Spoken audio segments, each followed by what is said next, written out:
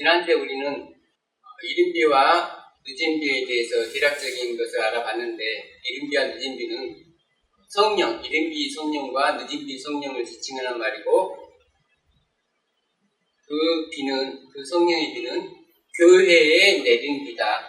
이른비를 통해서 교회의 역사가 시작되었고, 예수 그리스도가 왕으로서 사역을 하기 시작하셨고, 늦은비를 통하여 그 사업은 마쳐진다. 그러므로 우리가 늦은비를 연구하고 늦은비를 받기 위해서 당연히 노력을 해야 된다.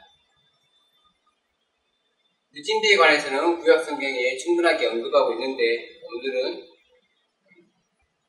우리가 늦은비로 알고 있는 계시록 18장 천사에 대해서 좀 더 구체적으로 알아보겠습니다.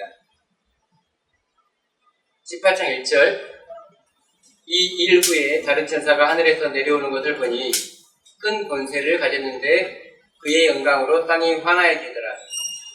힘찬 음성으로 외쳐 이르되 무너졌도다 무너졌도다 큰 성 바벨론이여, 귀신의 처소와 각종 더러운 영이 모이는 곳과 각종 더럽고 가증한 새들이 모이는 곳이 되었도다. 그 음행의 진노의 포도주로 말미암아 만국이 무너졌으며 또 땅의 왕들이 그와 더불어 음행하였으며 땅의 상인들도 그 사치의 세력으로 치부하였도다 하더라. 또 내가 들으니 하늘로부터 다른 음성이 나서 이르되 내 백성아 거기서 나와 그의 죄에 참여하지 말고 그가 받을 재앙들을 받지 말라. 우리는 18장에서 1절로 3절까지 18장 천사가 하는 말을 듣고 또 그 후에 또 다른 음성이 나서 내 백성아 거기서 나오라는 음성을 듣게 됩니다. 지난주에 언급했듯이 18장 1절로 3절의 천사와 그 다음에 18장 4절부터의 음성은 우리가 둘째 천사의 기별과 거기에 연합하는 밤중소리 기별로 정리를 할 수 있습니다. 그러므로 우리가 밤중소리 곧 늦은비의 외침에 동참하기 위해서는 반드시 18장 천사의 사업을 이해해야 해요.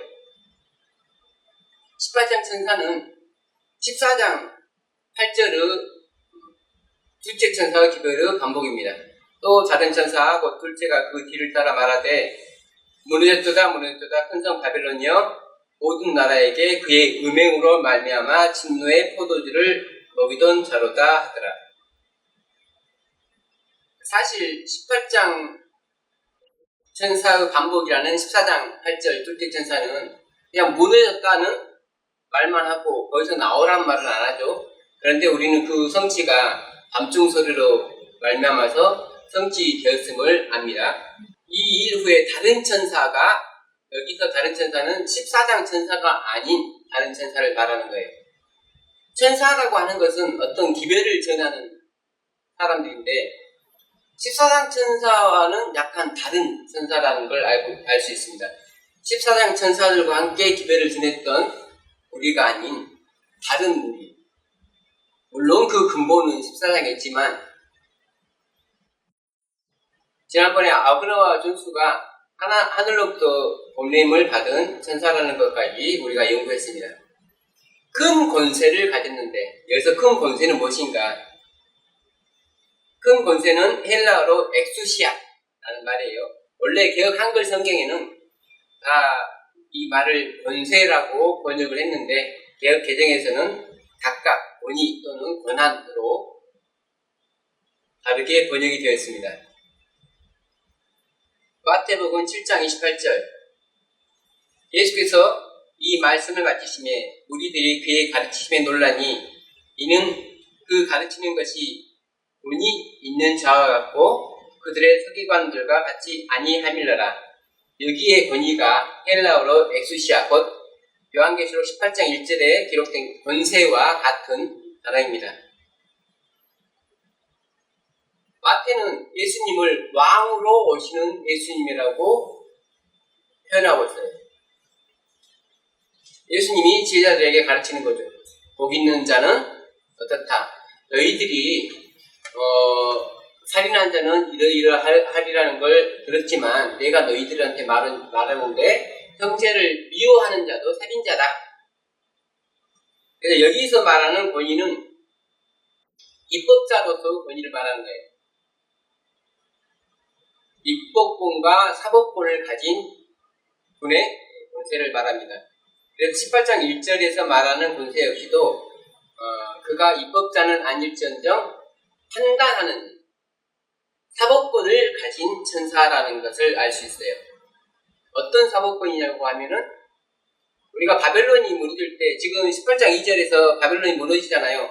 바벨론이 무너지기 전에 있었던 심판은 다니엘이 메네메네 데겔 우바르신 달아보니 부족하다. 초기문제에 어떤 사람이 엉엉 울고 있는 걸 봤어요. 왜 웁니까? 물어봤더니 저 사람은 한때 안식일을 잘 지켰지만 그 후로 포기한 자야 라고 천사가 설명을 합니다. 그런데 그 옷을 보니까 뭐라고 썼냐면 달아보니 부족하다 라는 말이 써졌어요. 심판은 달아보는 일이에요. 성소의 저울로 달아봤을 때 죄가 있는가 없는가. 성소는 죄를 용서하는 것입니다. 그러므로 우리가 죄를 깨달으면 용서를 받을 수가 있는 거예요. 근데 내 죄를 내가 계속 고집하면 용서를 받지 못하는 거죠. 18장 천사가 하는 심판은 교회를 멸망시키기 위한 심판이 아니고 교회를 구원하기 위한 심판이에요. 물론 지금까지 모든 기별이 그랬듯이 거절하는 거죠. 구원하기 위한 기별을 거절하기 때문에 멸망하는 겁니다. 그 천사가 멸망시키러 온 천사는 아니라는 거죠. 그의 영광으로 땅이 환해지더라. 이사야 60장 1절 일어나라 빛을 발하라. 이는 내 빛이 이르렀고 여호와의 영광이 내 위에 임하였음이니라. 우리는 18장 천사가 가진 영광이 진리의 영광이라고 하는 것을 이사야서를 통해서 알 수 있습니다. 물론 하이트윈도 이 영광을 진리의 영광이라고 표현하고 있습니다. 보라 어둠이 땅을 덮을 것이며 캄캄함이 만민을 가리려니와 오직 여호와께서 네 위에 임하실 것이며 그의 영광이 네 위에 나타나리니 나라들은 네 빛으로 왕들은 비치는 내 광명으로 나아오리라. 이사야 9장을 좀 더 참고할게요. 전에 고통받던 자들에게는 흑암이 없으리로다. 자, 우리가 이 계시록 18장의 구조를 좀 보면은 그의 영광으로 땅이 환해지기 때문에 그 땅에 있던 원래 있었던 어두움은 사라지는 거예요. 진리의 영광으로 땅을 환하게 한다는 것은 오류로 캄캄했던 세상이 환해지는 거예요. 여기서 땅은 어디입니까? 땅은 세상일까요? 교회일까요? 와그너 전수가 세상에 대고 외친 게 아니죠. 교회에게 기별을 전했죠. 선지자들이 세상에 있다 기별을 전했습니까? 교회에 있다 기별을 전했습니까? 예수님이 예루살렘의 멸망을 선포했습니까? 세상의 멸망을 선포했습니까? 교회의 멸망이 곧 세상의 멸망입니다. 우리는 18장 천사가 옴으로써 그동안 몰랐던 오류를 알 수가 있어요. 진리가 오기 전에는 우리가 믿고 있는 것이 오류인지를 모릅니다. 한데 진리가 옴으로써 우리는 내가 그동안 잘못 믿었구나 라고 깨달을 수 있어요. 근데 이렇게 생각하는 사람이 드물다는 거죠. 내가 잘못 믿었구나 라고 생각하면 되는데 내가 틀리는 것보다는 새롭게 온 기별이 틀리면 되잖아요. 그래야 나는 계속 의인이고 저 기별이 오류고 이단이고. 그래서 대부분 사람들이 진리를 받아들이는데 실패하는 이유는 본인이 그동안 가지고 있는 의를 방어하기 위해서 그렇습니다. 옛적에는 여호와께서 스불론 땅과 납달리 땅이 멸시를 당하게 하셨더니 후에는 해변길과 요단 저편 저쪽 이방의 갈릴리를 영화롭게 하셨느니라. 흑암에 행하던 백성이 큰 빛을 보고 사망의 그늘질 땅에 거주하던 자에게 빛이 비치도다. 6절 이는 한 아기가 우리에게 낳고 한 아들을 우리에게 주신 바 되었는데 그의 어깨에는 정사를 메었고 그의 이름은 기묘자라 오사라 전능하신 하나님이라 영존하시는 아버지라 평강의 왕이라 할 것임이라. 그 정사와 평강의 담이 무궁하며 또 다윗의 왕자와 그의 나라에 군림하여 그 나라를 굳게 세우고 지금 이후로 영원히 정의와 공의로 그것을 보존하실 것이라. 만군의 여호와의 열심히 이를 이루시리라. 하나님은 이루시기 위해서 미리 말씀하십니다. 예수 그리스도께서 태어나셔서 전에는 빛이 없었던 흑암이었던 스불론 땅과 납달리 땅 그리고 요단 저쪽 이방의 갈릴리를 영화롭게 하신 거예요. 그러므로 하나님께서 보낸 어떤 기별, 어떤 진리는 그동안 흑암 속에 있었던 우리에게 밝은 길을 제시합니다. 근데 그 밝은 길을 거절했을 때는 더욱더 흑암 속에 머물러 있겠죠. 그것이 바벨론이 처할 상태예요. 8장 2절 힘찬 음성으로 외쳐 이르되 무너졌도다 무너졌도다. 여기서 힘찬 음성은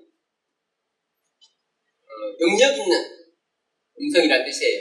그러니까 판사가 피고를 사형에 처한다 하면 진짜 사형에 처해지는 거잖아요. 그런 음성을 말하는 거예요. 28장 천사가 너는 바벨론이야 하면은 바벨론이 되는 거예요. 지금 어떤 교회 사람들이 또 개운동 사람들이 재림교단을 보고 바벨론이라 하잖아요. 그 사람들이 바벨론이라 하는 건 힘찬 음성이 아니에요.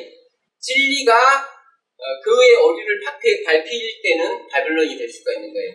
그러므로 우리가 성경을 연구할 때 이 18장 천사의 주인공이 우리가 되면은 안 돼요. 예수 그리스도가 18장 천사의 주인공이 돼야 돼요. 예수 그리스도의 진리를 밝히는 게 18장 천사지 18장 천사가 그 영광을 누리면 안 된다는 거죠.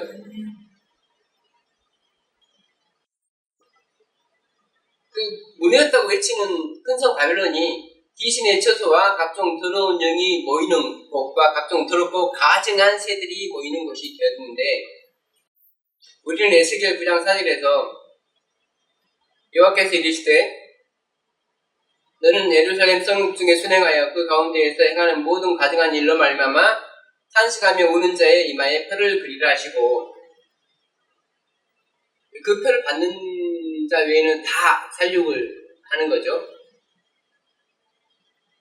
이거는 이제 하나님의 인을 예표하는 것입니다. 우리가 하나님의 인을 받지 않은 사람이 짐승의 표를 받는 것입니다. 짐승의 표를 받지 않는 사람이 하나님의 인을 받는 게 아니라 하나님의 인을 받지 못한 사람이 짐승의 표를 받는 거예요. 근데 이 짐승의 표를 받지 않는, 그러니까 하나님의 인을 받는, 이마의 표를 받는 사람들의 특징이 예루살렘 성 중에서 그 가운데에서 행하는 모든 가증한 일로 말미암아 탄식해야 된다는 거죠.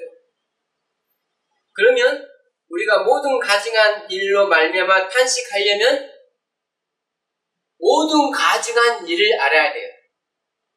오류를 알아야지 탄식할 수가 있어요. 근데 예루살렘에서 행해지는 모든 일과 나의 믿음이 똑같으면 탄식할 수가 없어요. 지금 탄식한다는 사람들을 보면은 도덕적인 타락을 가지고 탄식하는데 베드로가 넘어졌죠. 모든 믿음의 조상들이 넘어지긴 해요. 근데 그 넘어지는 것 가지고 탄식하면 안 되는 거죠. 왜냐하면 그분들은 다시 일어나니까. 진리가 그분들을 다시 일으켜 세워주니까. 근데 오류는 그분들을 다시 일으켜 세워줄 수가 없는 거예요. 그래서 우리는 오류를 보고 탄식해야 돼요.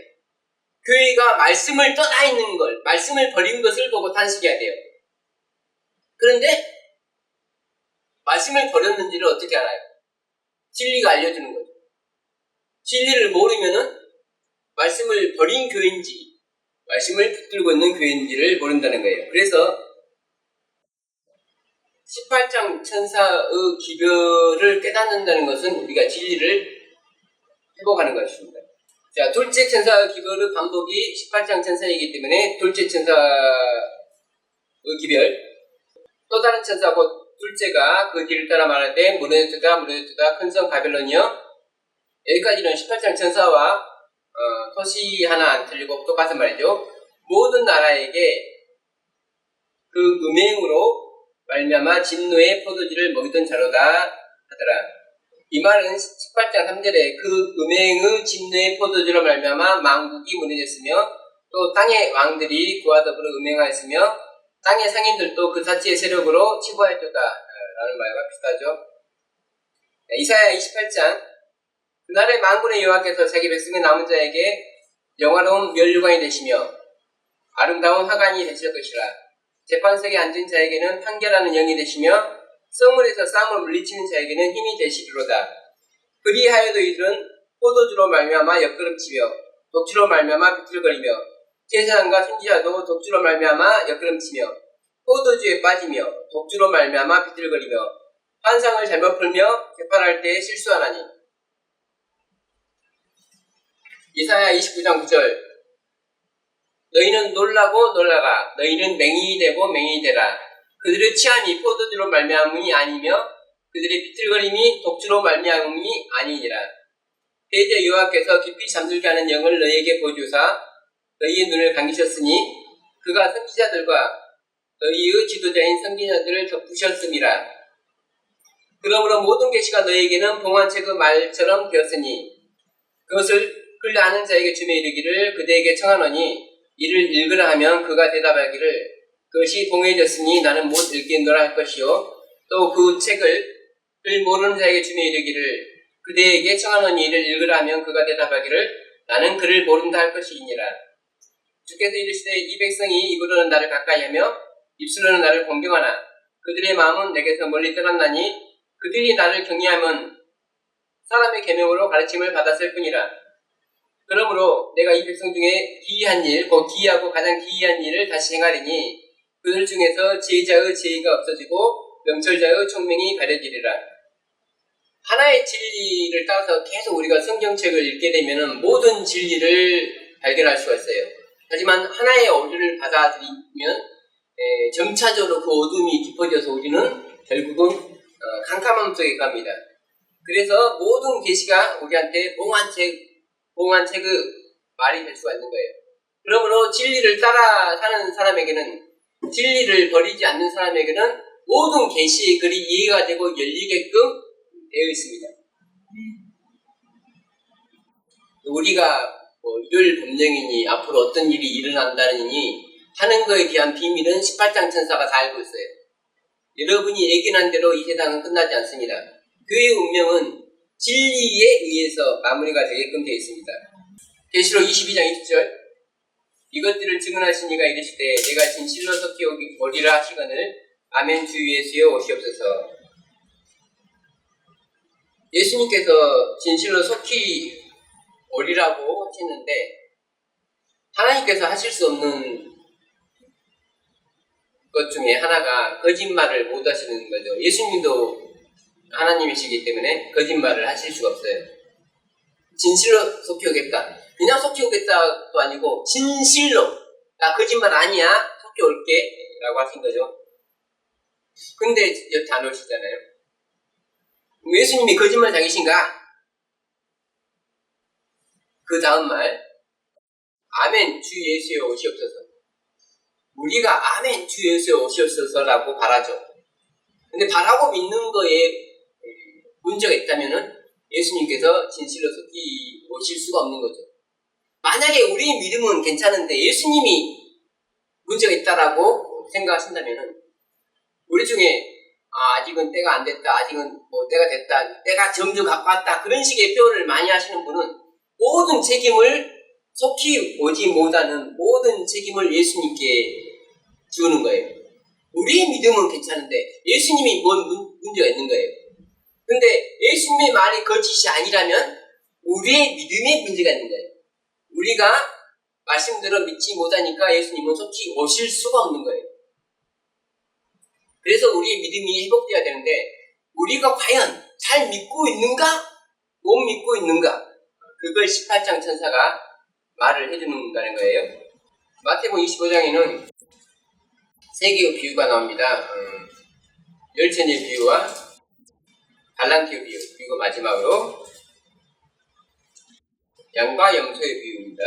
오늘은 양과 염소의 비유 중에서 우리가 좀 살펴봐야 할 것들을 생각해 보아야 할 것들을 말하겠습니다. 25장 45절 이에 임금이 대답하여 이르시되 내가 진실로 너에게 이르노니 이 지극히 작은 자 하나에게 하지 아니한 것이 곧 내게 하지 아니한 것이니라 하시리니. 여러분, 지극히 작은 자가 누굽니까? 네, 혹시 제가 좀 지극히 작은 자인가요? 이러면 사람에게 집중시키는 거예요. 나는 지극히 작은 자입니다 하는 순간 우리의 시선을 예수 그리스도께로부터 껴서 사람에게, 기별을 전하는 기별자에게 시선을 집중시키는 거예요. 왜 하나님이 훌륭하신 목사님들을 놔두고 왜 죄인을 택했을까? 한번 생각해 보셨어요? 죄인을 택한 유일한 이유는 사람들의 시선이 죄인에게 가지 않고 죄인이 전하는 기별, 예수님께 가게 하기 위해서 죄인을 택했어요. 왜 이 기별을 훌륭한 목사님에게 주지 않은 이유를 아시겠죠? 하나님, 저 말고 딴 사람 시키면 안 될까요? 나는 그럴 자격이 안 돼요. 내가 지금까지 지은 죄들을 주님께서 아시잖아요. 내 말이 먹히겠냐고요, 사람들한테. 그래서 나를 택했다고. 그래서 죄인이니까. 그렇게 하나님께서 말씀하시기 때문에 하기 싫지 말겠습니다. 이거는 어떤 개인을 일컫는 말이라기보다는 마태복음 5장 17절 내가 율법이나 선지자를 폐하러 온 줄로 생각하지 말라. 폐하러 온 것이 아니요 완전하게 하려 함이라.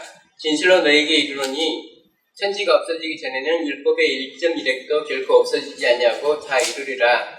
그러므로 누구든지 이 계명 중에 지극히 작은 것 하나도 버리고 또 그같이 사람을 가르치는 자는 천국에서 지극히 작다 일컬음을 받을 것이요 누구든지 이를 행하며 가르치는 자는 천국에서 크다 일컬음을 받으리라. 내가 너희에게 이르노니 너희 의의가 서기관과 바리새인보다 더 낫지 못하면 결코 천국에 들어가지 못하리라. 예수님께서는 율법을 완전하게 하기 위해서, 다 이루시기 위해서 오셨어요. 다 이룬다는 말은 하나도 남김없이 다 이룬다는 뜻이에요. 그러므로 이것들 중에 하나라도 없인 여기면은, 이 지극히 작은 율법 하나라도 없인 여기면 예수님은 다 이룰 수가 없어요.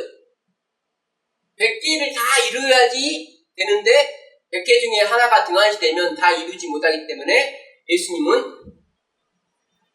천국을 완성할 수가 없어요. 영광의 왕으로 재림을 하실 수가 없는 거예요. 자, 20절에 너희 의가, 의는 뭡니까? 옳다는 거죠. 옳다고 하는 건 누가 말해줍니까? 율법이 말해주는 거예요. 율법이 이건 옳아, 이건 틀려라고 율법이 말해주고 있어요.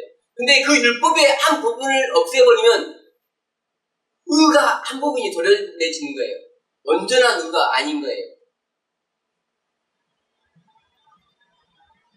근데 서기관과 바리새인의 의가 그랬어요. 한 99% 정도는 완벽한데 1%가 부족해요. 그래서 우리는 그분들이 버린 말씀까지도 등한히 하면 안 되는 거죠. 우리가 뭐 마태복음이나 마가복음이나 어떤 복음서에서 한 부분을 가지고 이것도 버리면 안 됩니다. 그건 참 좋은 의견인데 더 중요한 건 뭐냐면 율법의 1.1획이라는 뜻이에요. 모세오경의 1.1획이지 마태복음의 1.1획이 아니에요. 선지서의 1.1획이 아니고 우리가 회복해야 될 건 율법의 1.1획이에요. 율법은 우리를 정죄하고 우리를 죽일 수도 있고 우리를 살릴 수도 있어요. 시편 118편 22절입니다. 건축자가 그린 돌이 진 모퉁이의 머릿돌이 되었나니 이는 여호와께서 행하신 것이요 우리 눈에 기이한 바료다. 건축자가 이렇게 집을 짓다가 이건 필요 없네라고 버렸어요. 근데 그 돌이야말로 정말 그 집을 짓는데 꼭 필요한 그 돌이 없으면 안 되는 그런 돌인 거죠. 우리가 이 말씀은 별로 필요 없다라고 버린 돌이 결국은 모퉁이 돌이 된다는 뜻이에요. 우리가 버린 말씀이 말씀이신 예수 그리스도예요. 우리가 다 창세기 1장을 등한시할 때 그 창세기 1장이 우리가 모든 복음을 깨닫게 해주는 기본 기초 모퉁이돌이 되는 것을 우리는 깨닫는 거예요. 마태복음 19장 20절입니다. 그 청년이 이르되 이 모든 것을 내가 지켰사온데 아직 무엇이 부족하니이까? 이 청년은 율법을 다 지켰다고 합니다. 그런데 예수님께서 이렇게 말씀하세요. 예수께서 이르시되 내가 온전하고자 할진대. 자, 누가복음과 마가복음은 이렇게 표현합니다. 내게 아직도 한 가지 부족한 것이 있으니. 자, 한 가지 부족하다는 것은 뭐냐면 온전하지 못하는 거죠. 온전하다는 것은 꽉 채워진 거고 부족한 것이 없다는 것이고, 우리 중에서 온전하고자 하는 사람 있죠. 온전하고자 할진대 어떻게 해야 됩니까? 한 가지 부족한 것을 채우면 되잖아요. 라오디게아 교회에게 보내는 기별은 뭐냐면은 내가 부자라 부유하여 부족한 것이 없다. 라오디게아 교회에게 보내는 본면에 네가 말하기를 나는 부자라 부유하여 부족한 것이 없다 하나 내 공부한 것과 가려는 것과 가난한 것과 없는 것과 벌거벗은 것을 알지 못하는도다. 부족한 것이 얼마나 많냐면 공부하고 가련하고 가난하고 눈멀고 벌거벗은 것. 부족한 것이 하나가 아니고 많죠. 우리가 5개나 되죠. 그래서 이 5가지의 부족한 것을 채우기 위해서 3가지를 예수님께서는 말씀하셨어요. 금과 옥과 안약에 대해서 말하고 있습니다. 우리가 멸망하는 건 많은 죄를 용서받지 못했기 때문이 아니라 단 하나의 죄를 용서받지 못했기 때문입니다. 우리가 멸망하는 것은 죄를 지었기 때문이 아니라 그 지은 죄를 용서받지 못했기 때문인데, 많은 죄를 용서받지 못한 것이 아니고 딱 하나의 죄만 용서받지 못하더라도 우리는 그 죄 때문에 죽습니다. 사무엘상 13장 8절입니다. 사울은 사무엘이 정한 기한대로 이래 동안을 기다렸으나 사무엘이 길갈로 오지 아니하매 백성이 사울에게서 터지니라. 사울이 이르되 번제와 화목제물을 이리로 가져오라 하여 번제를 드렸더니 번제 드리기를 마치자 사무엘이 온지라. 12절 이에 내가 이르기를 블레셋 사람들이 나를 치러 길갈로 내려오겠거늘 내가 여호와께 은혜를 강구하지 못했다 하고 부득이 하여 번제를 드렸나이다 하니라. 사울은 왕이지만 제사장은 아니었죠. 그래서 제사를 드릴 수 있는 권한은 없었어요. 왕으로 재판할 수 있는 권한이 있었지만 제사장의 권한이 없었죠. 13절 사무엘이 사울에게 이르되 왕이 망령되이 행하였도다. 왕의 하나님 여호와께서 왕에 내리신 명령을 지키지 아니하였도다. 그리하였더라면 여호와께서 이스라엘 위에 왕의 나라를 영원히 세우셨을 것이오늘 지금은 왕의 나라가 길지 못할 것이라. 여호와께서 왕에게 명령하신 바를 왕이 지키지 아니하였으므로 여호와께서 그의 마음에 맞는 사람을 구하여 여호와께서 그를 그의 백성의 지도자로 삼으셨느니라 하고, 어쩌면 이때까지도 사울의 운명이 결정이 되었다고 볼 수는 없어요. 그가 더 회개하고 더 잘할 수 있는 기회는 있었어요. 사무엘상 15장 1절 사무엘이 사울에게 이르되 여호와께서 나를 보내어 왕에게 기름을 부어 그의 백성 이스라엘 위에 왕으로 삼으셨은즉 이제 왕은 여호와의 말씀을 들으소서. 왕을 세우신 이유는 왕으로서 군림하라고 세운 것이 아니고 하나님의 명령을 백성들과 함께 수행하라고 세우신 거예요. 예수님이 왕으로서 나오실 때 두루마리 책에 기록된 대로 다 행하러 왔나이다 하셨잖아요. 왕이 세워진 목적은 하나님의 뜻을 행하기 위해서, 만군의 여호와께서 이같이 말씀하시기를 아말렉이 이스라엘에게 행한 일, 곧 애굽에서 나올 때 길에서 대적한 일로 내가 그들을 벌하노니 지금 가서 아말렉을 쳐서 그들의 모든 소유를 남기지 말고 진멸하되 남녀와 소아와 젖먹는 아이와 우양과 낙타와 나귀를 죽이라 하셨나이다 하니, 사무엘상 13장에서 사울의 실수를 만회하기 위한 기회였지 않나 싶어요. 근데 그 기회를 잘 이용했다면 참 좋았을 텐데 잘 이용하지 못했습니다. 사무엘상 15장 17절 사무엘이 이르되 왕이 스스로 작게 여길 그때에 이스라엘 지파의 머리가 되지 아니하셨나이까. 여호와께서 왕에게 기름을 부어 이스라엘 왕을 삼으시고 또 여호와께서 왕을 길로 보내시며 이르시기를 가서 죄인 아말렉 사람을 진멸하되 다 없어지기까지 치라 하셨거늘. 하나님이 아말렉 사람을 뭐라고 하냐면 죄인 아말렉이라고 해요. 성경은 살인하지 말라고 합니다. 근데 살인한 자를 죽이라고 합니다. 살인하지 말라는 것은 백성들이 지켜야 될 법이고, 근데 이 법을 어겼을 때는 이 벌에 대한 형벌이 주어야 되잖아요. 이건 입법자와 사법자가 하는 일이에요. 그 도구로 누구를 활용하냐면은 왕을 활용하는 거예요. 늦은 비를 내리는 이유, 우리가 늦은 비를 받을 수 있는 기회를 전하는 이유가 이거예요. 죄를 죄라고 말해야 돼요. 하나님이 오류라고 하면 그게 오류죠. 하나님이 죄라고 하면 죄예요. 그러니까 우리는 뭘 지금 착각하고 있냐면, 예전에 퉁과 넘버 3 그 영화에서 내가 하늘이 빨간색이라고 하면 빨간색이야. 하나님이 하늘이 빨간색이라고 하면 빨간색이어야 돼. 그럼 내가 생각할 때 하늘이 파란색이야. 내가 생각하는 의, 내가 생각하는 죄와 하나님이 생각하는 의와 죄가 달라요. 근데 내가 하나님을 믿는 사람이에요. 그러면 하나님의 말씀대로 하늘이 빨간색이라고 믿어야 돼요.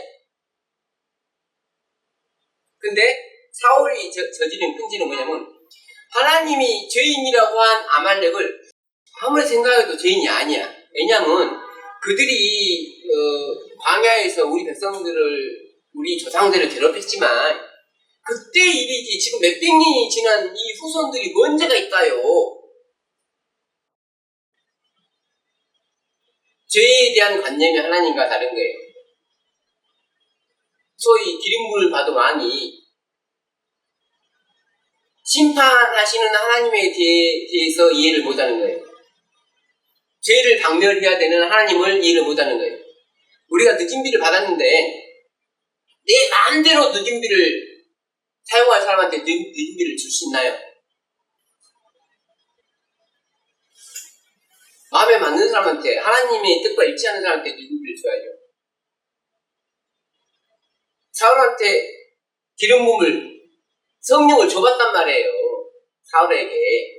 근데 결국 그 성령의 지배를 받고 그가 좋은 사람이 된 게 아니고 그 성령을 거역하고 더 악한 사람이 돼요. 그래서 늦은 비는 사람들은 막무가내로 늦은 비를 기다리는데 늦은 비는 여러분을 멸망시키는 역할을 한다는 거예요. 여러분이 만약 늦은 비로 말미암아서 하나님과 연합하는 일을 실패하면 우리는 늦은 비 때에 멸망한다. 어찌하여 왕이 여호와의 목소리를 청종하지 아니하고 탈취하기만 급하여 여호와께서 악하게 여기시는 일을 행하였나이까. 사울이 사무엘에게 이르되 나는 실로 여호와의 목소리를 청종하여 여호와께서 보내신 길로 와서 아말렉 왕 아각을 끌어엎고 아말렉 사람들을 진멸하였으나 다만 백성이 그 마땅히 멸할 것 중에서 가장 좋은 곳으로 길갈에서 당신 하나님 여호와께 제사하려고 양과 소를 끌어왔나이다 하느니라. 아간이 멸하기로 한 것 중에서 최했죠. 그 성에 있는, 여리고 성에 있는 모든 것들은 다 멸해야 돼요. 그게 하나님 명령이에요. 죄는 이만큼도 남겨놓으면 안 돼요. 근데 우리가 가장 많이 실수한 거는 이 정도는 남겨놔도 되겠지. 이 정도 죄는 하나님이 봐주시겠지. 이 하나의 죄가 우리를 타락시킨다니까요. 사무엘이 이르되 여호와께서 번제와 다른 제사를 그의 목소리를 청종하는 것을 좋아하신 같이 좋아하시겠나이까. 순종이 제사보다 낫고 듣는 것이 수양의 기름보다 나으니 이는 그에 관한 것은 점치는 죄와 같고 완고한 것은 사신 우상에게 절하는 죄와 같습니다. 왕이 여호와의 말씀을 버렸으므로 여호와께서도 왕을 버려 왕이 되지 못하게 하셨나이다 하니, 하나님이 우리를 버리시는 것은 우리가 먼저 그분의 말씀을 버렸기 때문에 버립니다. 우리는 하나님 말씀을 안 버렸다고 생각하죠. 우리 다 잘 믿는데요. 제가 지금까지 계속 설교를 한 내용은 뭐냐면, 여러분은 하나님 말씀대로 믿지 않습니다라는 설교를 하고 있잖아요. 다음 시간부터는 구체적으로 어떻게 우리가 하나님 말씀을 잘 안 믿고 있는지, 어떤 부분에서 우리가 하나님 말씀을 버리고 사는지에 대해서 말씀드릴까 합니다. 정죄하기 위해서가 아니고, 그 말씀대로 우리가 버렸던, 우리가 잘못 깨달았던 그 진리를 다시 한번 연구해서 깨닫고 예수 그리스도와 연합하여서 마지막 늦은 비를 받으려는 목적으로 그렇게 말씀드리겠습니다. 감사합니다.